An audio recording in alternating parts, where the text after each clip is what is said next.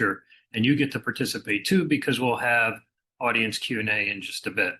Today, I'm really excited. We're exploring the future of net zero with a brand new criteria for buildings by the Science Based Targets Initiative, or SBTi.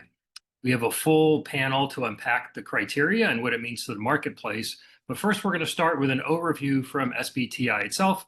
I'm pleased to welcome Diana Farmer, the North American Regional Lead for SBTi, and Amanda Skeldon, the Buildings Engagement Lead for SBTi. Diana and Amanda, welcome to Urban Green Live. Thank you so much, John. I'm going to go ahead and try to share my screen again to kick off our presentation. That's all perfect. Great. I'll turn it over to you to start the overview. Okay. Thank you, John. Hi, everyone. Thanks so much for joining us. I'm Diana Farmer, North America Regional Lead at the SBTi, and I'm joined by Amanda Skeldon, my colleague, who is our Buildings Engagement Lead, so a sector lead at the SBTi. We both sit on the Impact Department, which is responsible for educating the market and working with our stakeholders to make sure they know how to set and adopt science-based targets and why they should do so. So I know many companies in the audience today are likely already investing in becoming a sustainable business, doing things like managing physical risk related to climate change, pursuing asset level certifications, or calculating and setting targets over your greenhouse gas emissions already. And the SBTi exists to enable businesses like yours to set those emissions reduction targets in a standardized way that's also aligned with our global climate goals. So we're delighted to be here to introduce the SBTi for those who are a little less familiar with us, and then I'll hand things off to Amanda to talk us through the target setting methodology for the building sector. So if we are new to you, the SBTi is a corporate climate action organization that enables companies and financial institutions to play their part in combating the climate crisis.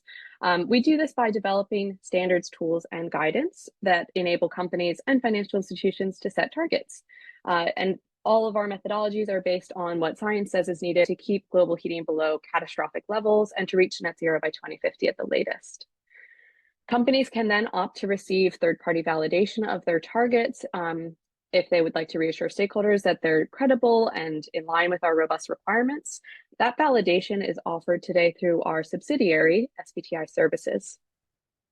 The SBTi was founded by the organizations listed at the bottom of this slide, and we were founded in the run-up to the Paris Agreement, again, trying to help organizations understand how they could align to those goals. Since we were founded back in 2015, our impact and reach has really grown beyond our expectations. And in January, we passed a really exciting milestone of hitting 10,000 businesses having set or being actively committed to set science-based targets. It's really exciting that we passed this major milestone around our 10-year, as we're approaching our 10-year anniversary. Since January, that number has continued to increase. So these are just the latest figures today.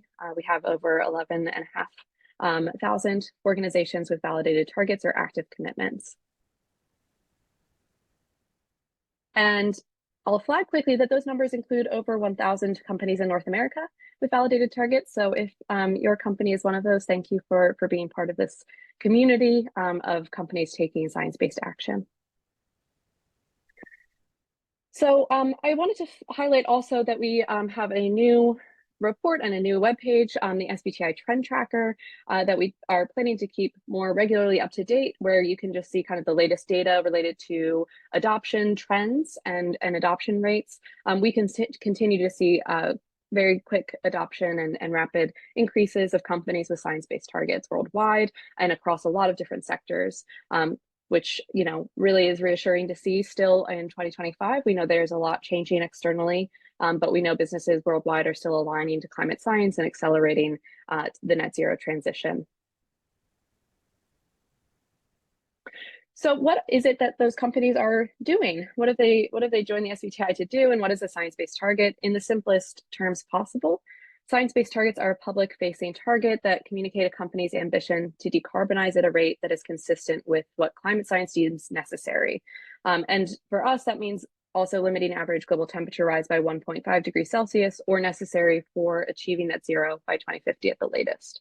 So that's a global climate science that we translate into target setting methodologies. And when companies set those targets, they help companies understand how much and how quickly to reduce their emissions to be aligned with that. Companies today can either set a near-term target, that's targets to be achieved within a 5 to 10 year time frame, or a net zero target to be achieved by 2050 at the latest. And then having that science-based target validated can lend credibility to companies that want to communicate their climate goals to key stakeholders. But otherwise, all of our standards, guidance, and tools are free to use. So we encourage companies to use those to help guide their path and their decarbonization strategies, regardless of your intent to seek validation. I mentioned that SBTi develops standards, guidance, and tools to help companies set emissions reduction targets. The buildings criteria that Amanda will present shortly is one of about 10 high-emitting sectors that SBTi addresses through sector-specific guidance today. It's as part of our overall evolution, though, that we're going through currently. We're working to make the interoperability between all of our standards a little bit more clear to users and stakeholders. But for our conversation today, it's important to note that we do develop both sector-specific and cross-sector standards. Cross-sector standards include the corporate net zero standard. That contains the core requirements for companies to set and implement net zero targets across scopes 1, 2, and 3.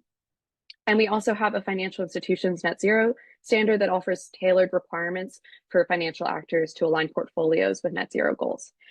So lots of requirements today, and luckily we won't bore you with all of the criteria and all the details across all of these. We're going to focus on the buildings criteria in just a moment. Right before I hand things off to Amanda, just want to start with a why set science-based targets and why align your programs with climate science. The first being that the built environment has a really important role to play as one of the largest contributors to emissions globally.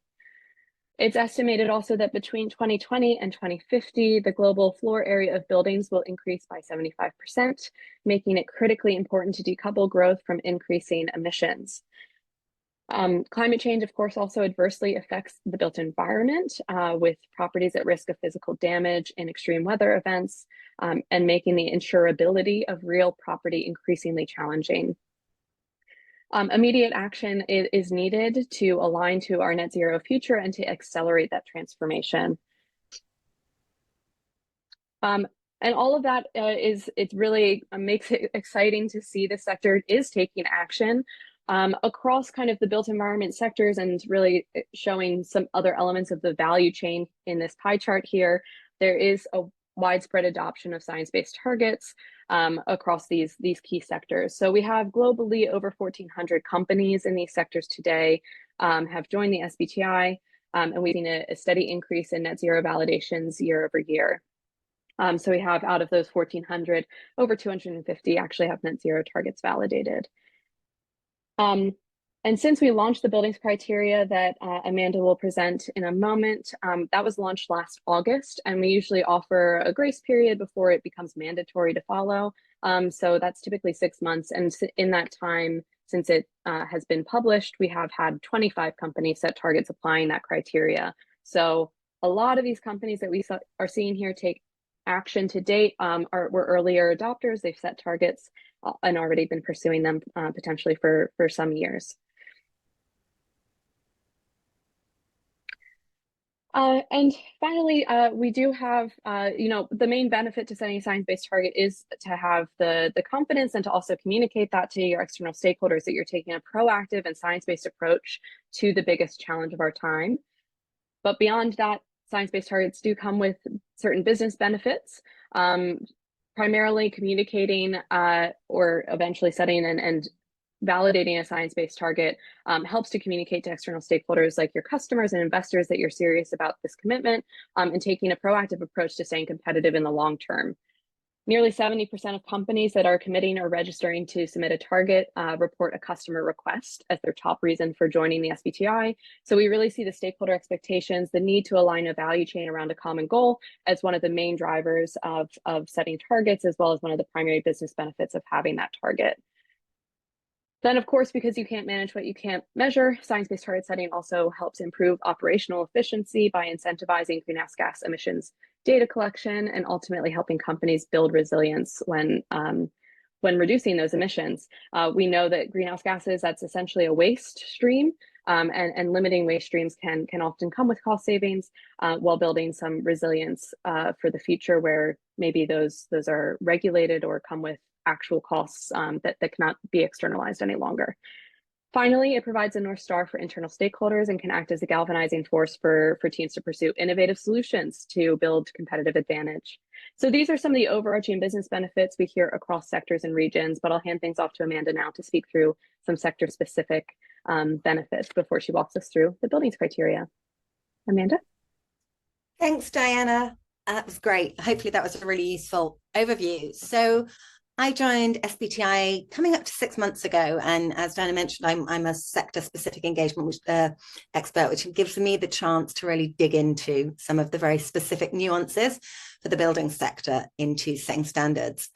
So I want to start by looking at, again, building on some of those benefits that Diana mentioned. So if you could jump onto the next slide for me, please, Diana. So this was one of the first things that I did. I've worked in the sector for a while, and I really wanted to understand what's the value for companies who work in the sector to set targets. And there's a whole range. It reduces financial risk, positions portfolios for compliance, and there's a lot of fast evolving regulation, things like LL97. So some of the examples here, we've got, it can help protect asset value. And one of the examples that I found is that JLL found that green certified office assets command retail premiums of 7 to 11.6% and have a lower risk of value erosion, protecting them against regulations. So this again shows that it's a really good way of protecting that asset valuation and also increasing that asset value.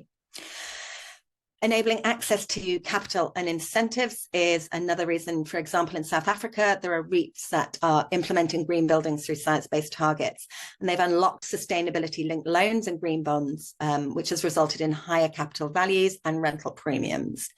And Mitsubishi Estates in Japan have also used SBTs to inform issuing sustainability-linked bonds. So again, tying finance costs to climate performance. Reducing transition risk is obviously critical, and First Street Foundation's 12th National Risk Assessment estimates that climate-related risks could reduce the US real estate values by 1.4 trillion over the next 30 years. So ensuring that we're setting targets and progressing in that way helps reduce that risk. And Boston Properties also incorporated green lease clauses across 50% of leases and reduced lease asset emissions intensity by 39% since 2008. So they're proactively demonstrating how you can manage that transition risk. There's also growing expectation from a whole range of stakeholders and investors. And a couple of years ago, Knight Frank found that 77% of surveyed investors required minimum environmental certification for new acquisitions. So there are growing expectations that companies within the sector will have science-backed targets. It also, as Diana mentioned, really enables innovation and drives digital transformation. So green certified assets typically achieve 98 to 99% occupancy rates. It's driving uptake of smart building technologies and new services such as energy as a service. And we're really seeing that innovation is coming as buildings are aligning and working together to set science-based targets. The next slide, please. Thank you. So some of the wider sort of environmental, social, and market leadership opportunities that we see as well.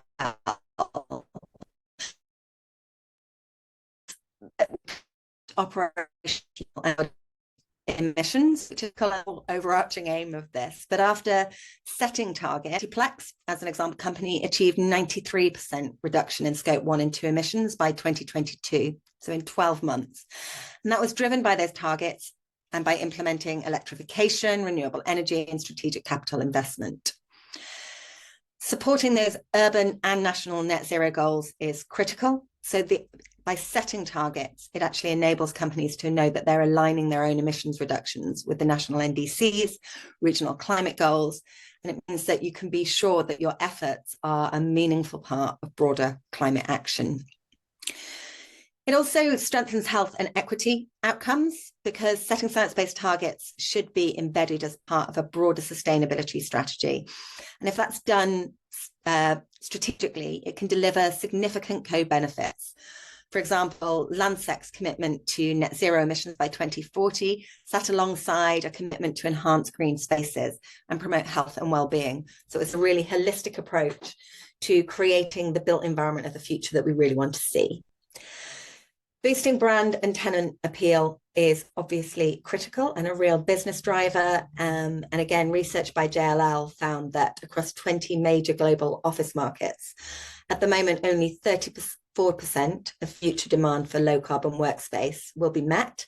So there's a real growth opportunity for green buildings. And again, this final one is valid across all of the categories that we work with and all of the sectors that we work with. It provides credibility and transparency and a really level playing field because we know that everybody is working to the same targets. So we know that the building sector has its own unique set of drivers, as I've just mentioned, but it also has unique challenges when setting science-based targets. So emissions come from both operational energy use and embodied emissions in construction materials. Buildings also have a long lifespan and complex life cycles, which means that sector-specific pathways, tools, and metrics are required to set credible targets. So, as Diana mentioned, last August, we published updated guidance and criteria for key stakeholders in the building's value chain. And that provided both more granular pathways that reflect variations in building typology and geography, which was done in collaboration with CREM. And we developed a set of 1.5 degrees C aligned in-use operational emissions pathways for the sector. And at the same time, we worked in collaboration with Ramboll to develop the first set of 1.5 degrees C aligned embodied emissions pathways for the global building sector to act and when they're setting their science-based targets. So, as we all know, the building sector has a really diverse value chain, and there are many players with different roles and responsibilities in managing emissions. And in the development of the standard, we looked across all of those, and we have at the moment, we have a set of intended users, which include developers, building owners for both occupiers and lessors, property managers and financial institutions. We also recognise that architecture, engineering and construction companies are critical, and they were explored as part of the development of the guidance. But for the moment, these companies continue to use the cross-sector guidance and methods to set targets. But it's also really helpful for these to understand the requirements of the building's criteria to ensure that they're aligning across the value chain with all the intended users. So, as I mentioned, the required users, if we can move on to the next slide, Dana, thank you, are developers, owner-occupiers, owner-lessors, financial institutions, and property managers. So if you fall into one of these categories, and then you reach the two threshold categories that I'm going to mention, you will need to set buildings criteria or apply the buildings criteria if you want to set science-based targets. So the first threshold that you need to look at is C1 or criterion 1, and that details that if in-use operational emissions from owned and or managed buildings are at least 20% of your total scopes 1, 2 and 3 category 1 to 14 emissions, then as a company you will need to follow the buildings criteria and set a target on in-use operational emissions. The second threshold that we look at is criterion 2, which details the threshold for upfront embodied emissions. So if upfront embodied emissions of new developments or acquisitions of a building as a first owner exceed 20% of total scopes 1, 2 and 3 categories 1 to 14 in any of the past 3 years from the point that you set your targets, you again would have to set a target, and this time for upfront embodied emissions of new buildings, and use the buildings criteria for that. If you meet both these thresholds, you'd need to set 2 separate targets, one for each. As you can see on here as well, financial institutions are one of the required users of the criteria. And as Diana mentioned, we recently relaunched the first financial institutions net zero standard. And for FIs, financial institutions, there's many of them have significant real estate assets. And we have ensured that the new standard for financial institutions dovetails with the buildings criteria. But I'm not going to dig into that today because we're going to focus purely just on the buildings criteria and how those apply. But it is worth having a look if that's a space that you're operating in. So the main requirements if you are setting targets using the buildings criteria is that you must set separate science-based targets specifically for all of your buildings related emissions. And these are clearly distinguished from any other operational emissions. You need to take a whole building approach for in-use operational emissions. And that means that targets must reflect all energy consumption within the building, not just the landlord controlled areas. For developers or building owners acquiring new assets, the criteria also require those targets for upfront embodied emissions. In line with decarbonisation urgency, companies also must commit to installing no new fossil fuel equipment within 5 years of target submission, or by 2030, whichever comes first. So realistically now, that is 2030. And finally, companies are expected to disclose their buildings related emissions using location-based accounting method. And that ensures transparency and comparability across different regions and energy systems. So we have a whole range of resources available. If you look on the building sector of our website, all of these are accessible. So the first is the buildings criteria, and that includes the mandatory criteria that companies in the sector are required to follow when using the targets or setting the targets.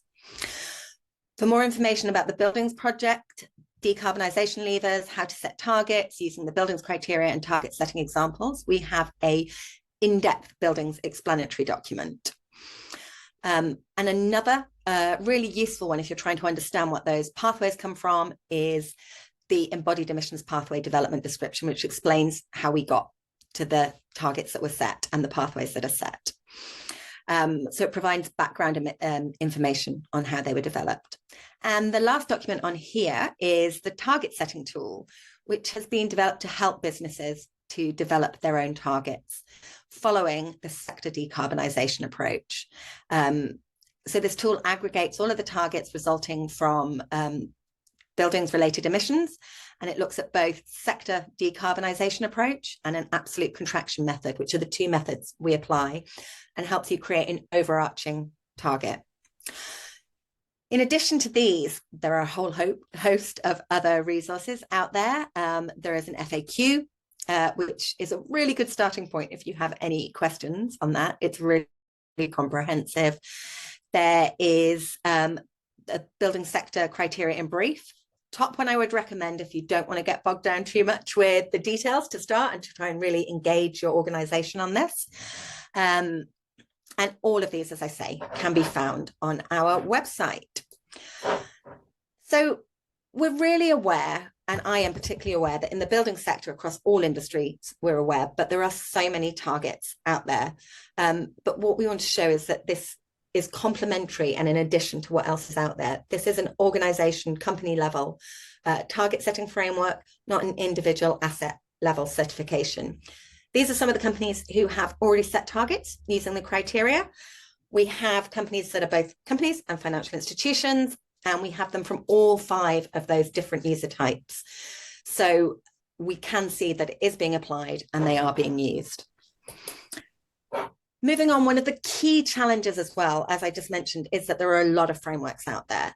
This is a very high level overview, but it's one of the things that I wanted to really ensure when I'm working with the sector, that we try and look at where SBTi sits and where the buildings criteria and setting science-based targets fits within the whole wider ecosystem. So this is a whole range of those. There are mandatory reporting frameworks and voluntary standards, and it's not exhaustive, but it does show some of those that are important. So the mandatory ones are in red, and those in red but not bold are mandatory in some situations and sectors, and the black ones are voluntary.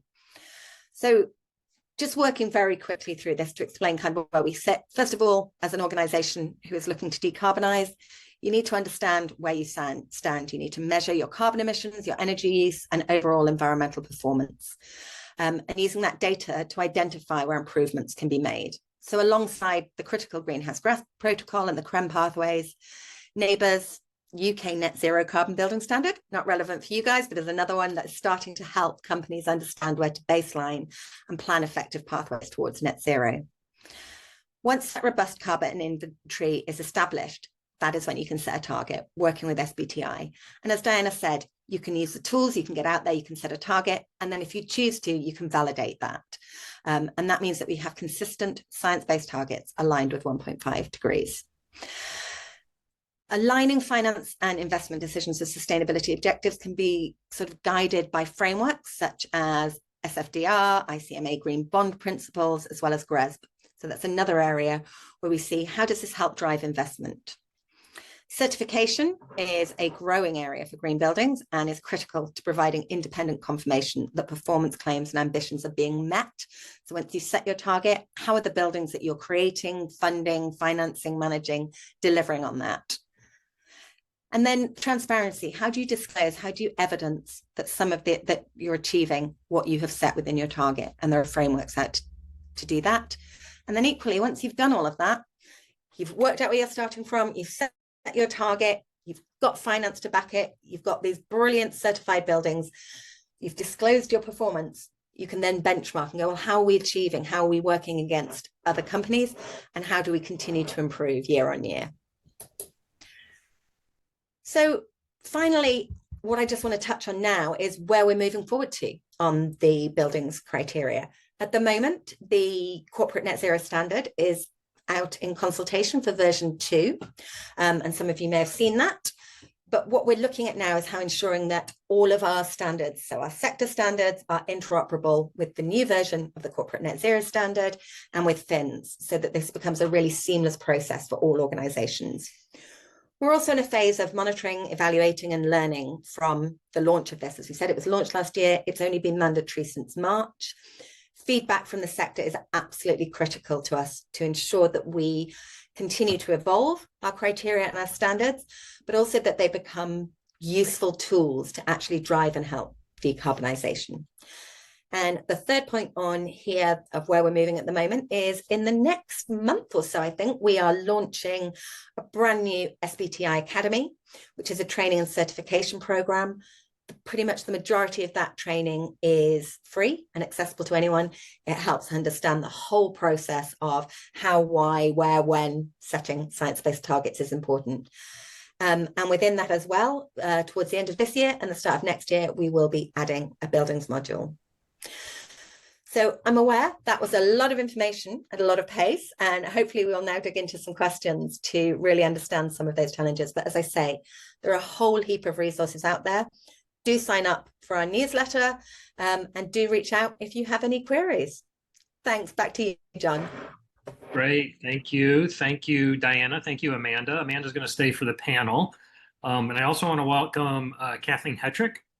Kathleen, say hello. Kathleen is the U.S. Sustainable Integration Lead for Borough Happold. Thanks for joining us today, Kathleen. And Sean's back. Sean Hesse is the JLL's senior leader in their North American consulting team. So Sean and Kathleen, welcome to Urban Green Live as well. I want to start with the big picture with Amanda that we just wrapped up. Thank you for that great presentation. And Diana touched on it a little bit, but can you just tell us, lots going on in the world today, right? Tell us how you view the state of net zero just in totality around the world. Is it growing? Is it slowing? Are we getting more inquiries? Are people still curious? Inquiring minds want to know. Yeah, definitely. And obviously there is so much political discussion and it's such a contentious issue around the world and an area of interest that we hear quite anecdotally that people say, oh, you know, companies are moving away from this. But as Diana mentioned, our recently published trend tracker shows that that's very much not being reflected by the way that companies are acting. So setting targets between 2023 and the end of Q2 this year, we had a 97% increase in companies setting near-term targets. So that's a huge growth. Yeah, we're really seeing it. And that's reflected also in setting net zero targets. And equally, we see that in the building sector as well. So we're still seeing growth. We're still seeing interest, as Diana mentioned, 25 companies in the last sort of 6 months, more coming through in the pipeline. And I think one of the really interesting things that we saw within the trend tracker was that the share of global market capitalization under science-based targets edged up to 41% by the end of 2024 from 39% by the end of 2023. So there is consistent growth and consistent corporate engagement. And anecdotally, Diana and I and all of our colleagues are constantly very, very busy. So there is a lot of interest out there. Sure. And then maybe just a really fundamental question. What was the problem you were trying to solve in establishing the criteria? Yeah, I think as I mentioned, it's one of those things that the building sector has really unique challenges. So emissions are from both operational use and embodied emissions, which is not necessarily reflected in the same way in pretty much any other sector. There's also the challenge of long lifespans, complex life cycles, and the tools that we had with the net zero standard didn't effectively meet those sector specific needs. So we wanted to look at making sure that we had specific pathways that matched all the different building types and geographies. We created the tools and the metrics to ensure that organizations, companies in this sector were able to set really credible targets. And that was what the purpose was of this. So prior to that, there just wasn't really clear science-based guidance for the sector on how to set those targets. And then maybe just lastly, as a grounding question, what was your process for establishing the criteria? How did that look? How did that work? Yeah, it was a really in-depth process. It was before I joined, but I'm very aware of how much was into it. We have a really robust process to doing this. So we started, I believe, back in October 2021, and we started with a research phase. So a lot of trying to understand what was out there. We went through a process of public consultation. We always, for any of our criteria, have expert advisory groups. So we had 33 organizations, I believe, from industry, civil society, academia, kind of really digging into and refining the criteria and addressing all of the feedback that we saw. We then went through a phase of pilot testing and drafted all those resources. 15 global companies and FIs actually pilot tested it to identify some of the challenges. And then once all of that had been absorbed into that, it was published at the end of last year once it had been approved by the technical council. And yeah, that came out at the end of last year and has been mandatory since the start of this year.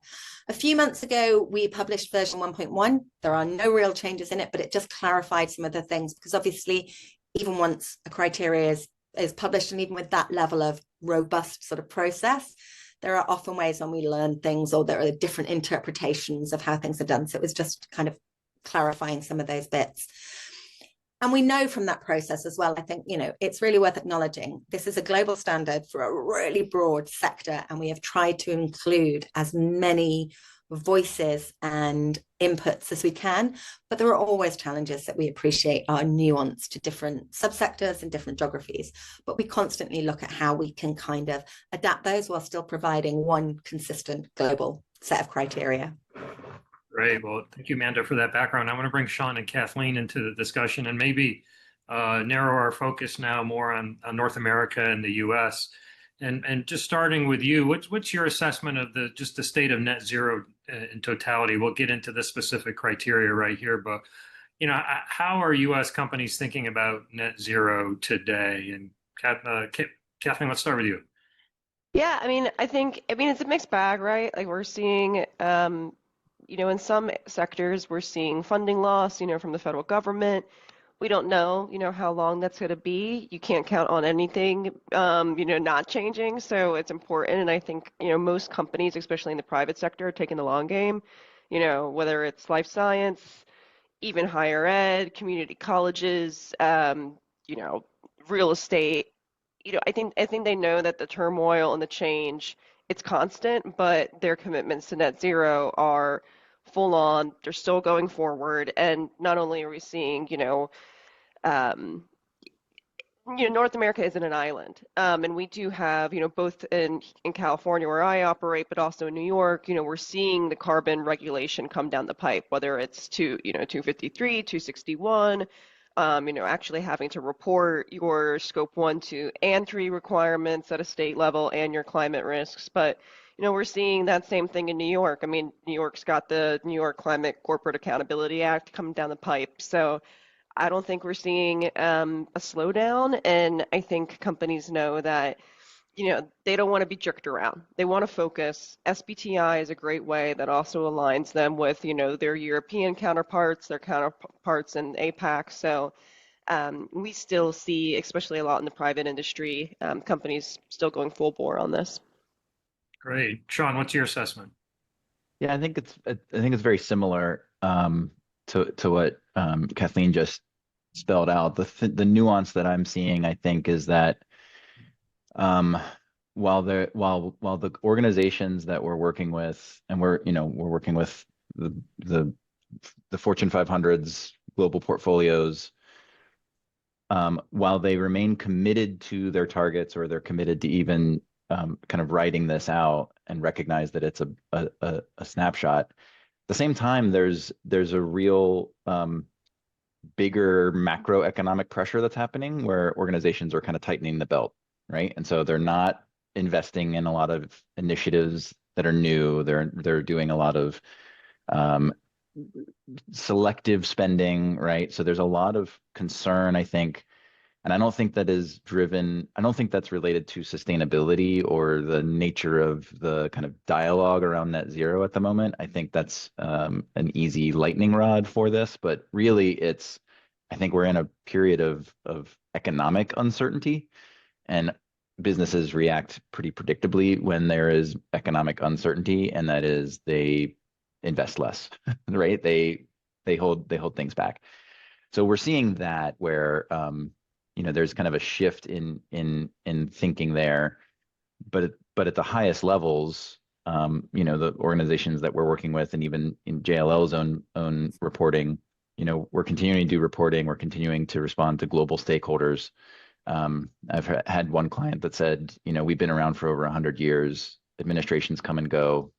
We have global stakeholders. Sustainability is a critical element for us. We're moving forward. And so I think there is the kind of long game at play here.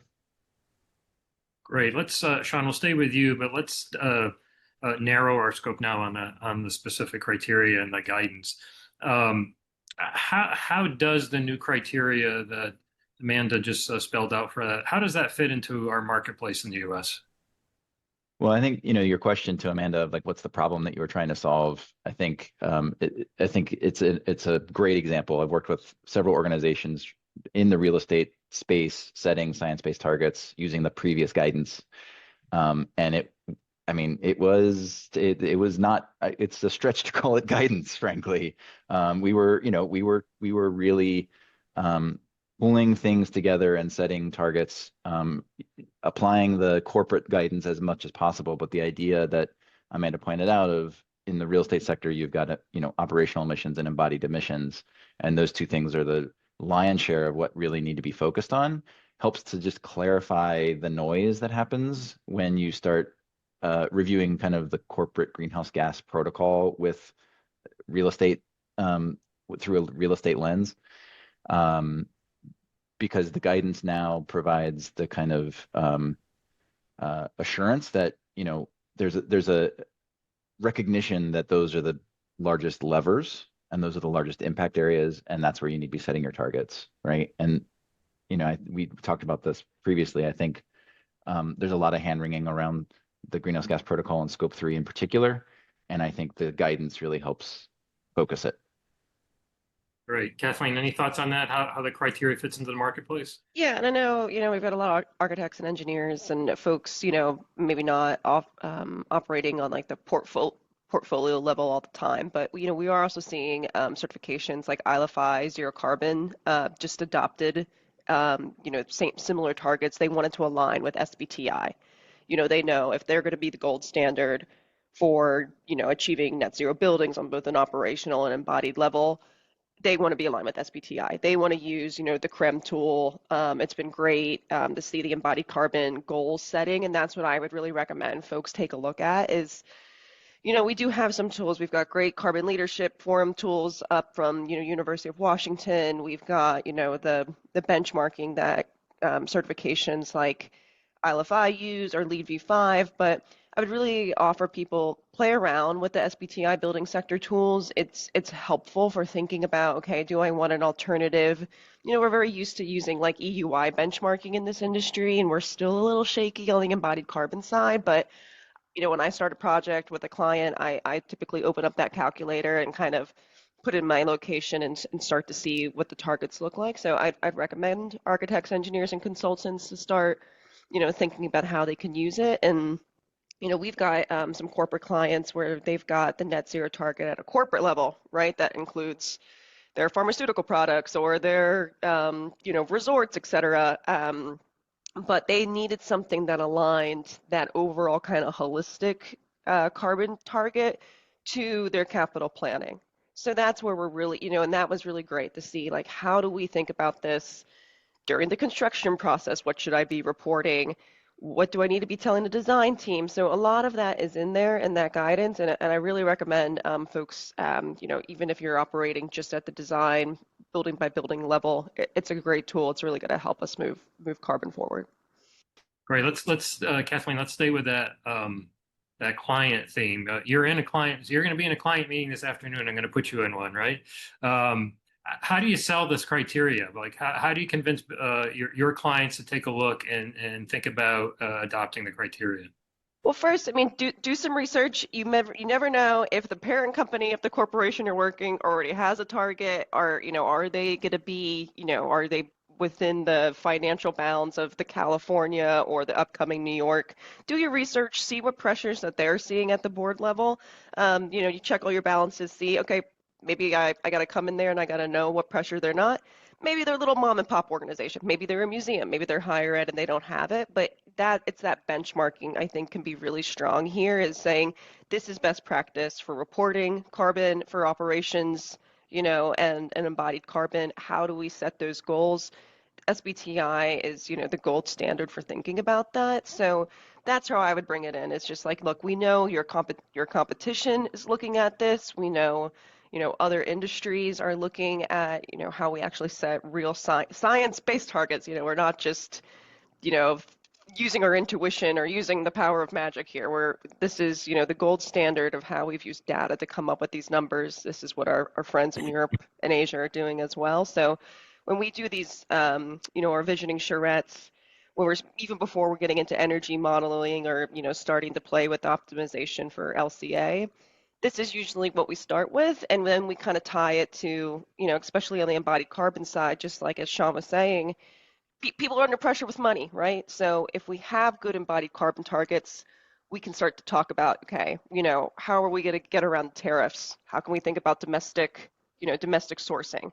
How can we think about, you know, pushing the structural and facade engineers to be smarter about using less steel, less aluminum to get our budgets down, you know, through a more, not losing the architecture that, you know, we know and love and the beauty of the buildings we need to create, but how can we use these, you know, embodied carbon targets as our kind of our golds, you know, our North Star, to be thinking about how does this relate to cost as well. So you can be both, you know, bullish on sustainability and bullish on cost. You just have to get it, you have to like set that mindset early on. Like don't let a few folks in the room paint the picture that sustainability is always going to cost more. You know, we're seeing our more advanced clients really tie those two things together. And that's what you got to do. And SBTi is a great starting point for that. Right. You know, we've got a broad audience today, like we do at all Urban Green events, and everybody's in a different stage of evolution on net zero. So I want to back up really at the beginning. And the professor in me wants to ask this question. So I'd like the panel to help give examples of what a scope 1, 2, and 3 emission are for a building. So let's start with scope 1. Who wants to give a scope 1 example of for a building emission? Are you asking the panel or are you asking the class? I will ask my class on Monday, but I'll start with you. Well, so the way to think about it is scope 1 emissions are emissions that you as the operating organization are emitting directly. You are burning something that is emitting something, right? So this is fuel burned in space heating, water heating, in vehicles. It's releasing refrigerants directly into the atmosphere. Those are your scope 1 emissions that you have direct control over. Right. So for a building, it's probably heating, right? Yeah, and refrigerants are actually a large part as well. Great, great, great. Kathleen, how about scope 2? That was a little easier, electricity, what you're buying from a grid. So like your electricity bills if you're a tenant, thinking about, everything that isn't burned or like that direct scope 1, it becomes that scope 2 on your operational side. Okay, now the really hard question, scope 3. What's scope 3 for a building? And the reason why I ask this is because I know in my own experience, those in the building community are defining scope 3 differently, or there hasn't been a uniform approach to scope 3. So what is scope 3 for a building, and are we converging on uniformity for protocol there? Well, I would say converging on uniformity, maybe. I think there's still a lot of conversation happening, but we're headed in the right direction. And examples of scope 3 are, in the most general terms, those are emissions that you have influence over, but perhaps not control over. So the kinds of materials that are used to build your building, you're not the one making the material, but you are the one selecting that material. You have influence over what material gets chosen. So embodied carbon would be an example of a scope 3 emission in this context. The other thing that I think is relevant, and I saw one of the questions in the chat actually from the audience, was about, as architects, how do architects think about science-based targets? And I think one of the things that has been a surprise for some folks in the building industry is that, especially with SBTi's guidance, is that organizations that have influence over lots of buildings and the way that lots of buildings operate and the emissions of lots of different buildings. So for example, developers and architects and engineers, and in the case of JLL, our science-based target, we manage 5 billion square feet of other people's real estate around the globe. All of those emissions go into our science-based target, right? Because we influence those emissions. So that we don't own the building, we're not even paying the utility bills, but we manage the real estate, and so those emissions are part of our science-based target. So for an architect, if you're a building owner, where do tenant emissions go? Tenant emissions would be a scope 3 emission. And also just to jump in, sorry, Yeah. one of the things that becomes part of the thing behind buildings criteria is, prior to the buildings criteria, companies would have to set scope 1, scope 2, and then optionally scope 3 separately. The way that we look, because of the way that buildings work fundamentally, is they don't work in the same way. So you either have, what are the emissions that you've got from in use? So that is, broadly your scope 1 and scope 2, very broadly. And then what are your embodied ones, which are primarily more some of your scope 3. But it's about bringing those together to go, let's not get stuck in that convergence piece, I guess, as well. Sean is trying to agree exactly where something sits. It's like, let's look at those emissions that we know. Fundamentally, everyone who works in the sector knows what those areas are and where emissions are coming from and where they're impacting things and how they can do better on some of that. So that's again why the criteria were created, to really address some of this complexity, I guess, around what scope 1, what scope 2, what scope 3, and how do they fit. And yeah, just in response to that point that you picked up as well with architects and engineers and construction companies, all of these, I talk to them as much as I talk to companies that are relevant, who should set buildings criteria. And a lot of them want to. So we have this, they go, we want to set targets using this, we understand it, but then they're also very aware that it's that level of influence. As Sean says, scope 3 is about influence.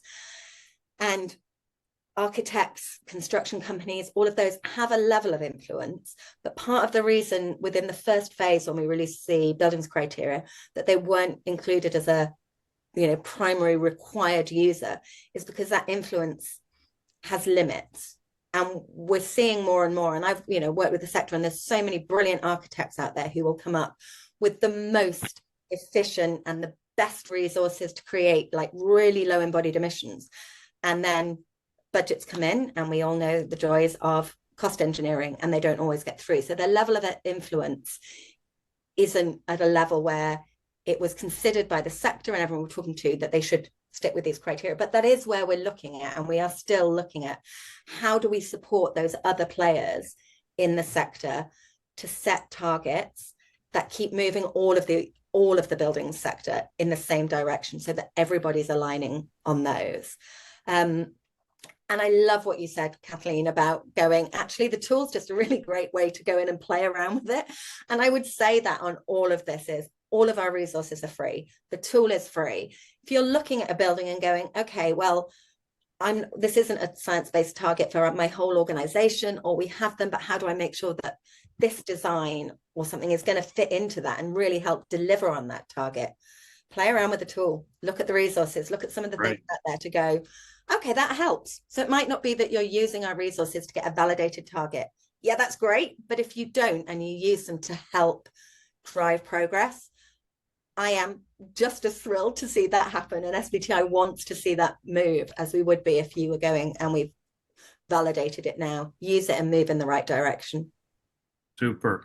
I'm going to do one more question for the panel here. We do have a couple of audience questions, but Sean, we've been talking about scope 3, and we know that that's the hardest to measure, and sometimes people just throw their hands up and don't think about net zero because they can't figure that out. What's the state right now? What's the evolution of data estimation tools for scope 3? Talk about buildings, but just maybe just more generally when we think about net zero. Yeah. I mean, I think a lot of the concern around estimations, in my view, it feels a little bit, sometimes there's too much concern over the estimates. I mean, I think one of my favorite quote is, economist George Box, right? All models are wrong, but some of them are useful. And, greenhouse gas footprint, greenhouse gas inventory is just a model, right? It is not correct. It is a model. And so we're using estimation methodologies and proxies and emissions factors that are not perfect, but the question is, what is it decision useful, right? Or what are you trying to use it for? And if it gives you enough accuracy to make decisions, then that's a useful model, right? And so the in terms of the state of where things are at, there's a lot of infrastructure that exists. I mean, first of all, the methodologies exist to help organizations estimate emissions when they don't have actual data for actual activities, et cetera. So, within the greenhouse gas protocol, there's estimation methodologies. So you can be compliant with the greenhouse gas protocol and have no real data, right? Both of those things can be true. And then over time, you get that data more and more accurate to help you make more and more refined decisions, right? So I think that's really the key, is matching the level of accuracy with what you're trying to do with it. Thank you. Turning to the audience questions, we got a couple. Here's a good one. Can SBTi be applied to a single building project? So yeah, like I was saying, you can use it to help inform your embodied carbon and operational targets. It's not like SBTi isn't like a certification like ILFI zero carbon or a LEED that you would apply to a building, but it's it's like if anybody's working in the green lab space, IS2L, I2SL, I always get that wrong, has like benchmarking targets. I'd say start using SBTi in the same way. Open the calculator, take a look through the guidance. It can really help you do that. I would also say too, I know that we're about to run out of time, but thinking about scope 3, remember that, manufacturers are also, on the hook for SBTi. This guidance applies to them too. So if you've got a favorite material manufacturer that you like to work with, put some pressure on them. Ask them if they're doing SBTi targets. Because if you've got a material you really love, it's durable, it's beautiful, it's great for your design, we really need folks to be advocating that companies, uptake SBTi at the manufacturing level. That's going to help all of us, achieve scope 3 targets for our clients and, for our own companies. And that's going to help drive emissions down for hard sectors like steel and aluminum and, insulation. But we really need to put the pressure on folks at that way. It's not just the building by building. Yes, you can use that, because usually if you're like going out and you want to spec some ceiling tiles, like your, we have power as architects and specifiers. So I'd really ask people to like, don't forget that side of the story too, not just the clients, that we work with, but our supply chain, our contractors. How do we get them to get into this movement as well? Right, and just sticking with that, Kathleen, maybe just a minute on, again, back to the architects and engineers, what actions should they take? I mean, just educate yourself. You know what I mean? Knowledge is power. This is what your clients are seeing in some key sectors. For example, even like SBTi also works with the aviation industry. And we know that's hot right now. So like, who are your clients? How does SBTi fit in? How are you seeing your clients, their decisions being driven by this? And how can you inform your clients on the regulatory side and show them like, you want to do great design. We want to do the right thing. How does that fit in with their overall goals? I'd really recommend, like, Amanda was saying, the guidance is great. The tools are excellent. Attend the webinars that SBTi puts out and like what Urban Green puts out to just educate yourself. And, even on the certification side, maybe, check out the new ILFI zero carbon certification. We're going to start to see elements of this in LEED v5. So educate yourself and just, thinking about when you're going into meetings early on for sustainable design or for, even your kickoff, how does this apply to my clients and how can I support them in their goals is what I would recommend. Great. Well, we're at the top of our hour. Wow, what a great discussion. I'm really grateful. Amanda, Diana, Sean, Kathleen, thank you so much for spending time with Urban Green and our audience today to help unpack the new SBTi building criteria. We really appreciate it. Of course. Thank you. Great. I want to thank again our sponsor for today's discussion, Con Edison. Appreciate all their support and what they do for sustainability and what they do for green buildings and what they do for Urban Green. Thank you, Con Ed. And before we go, I want to talk about the most important day of the year, which is October 7, which is the annual Urban Green Gala. This is our top fundraiser to make our work possible.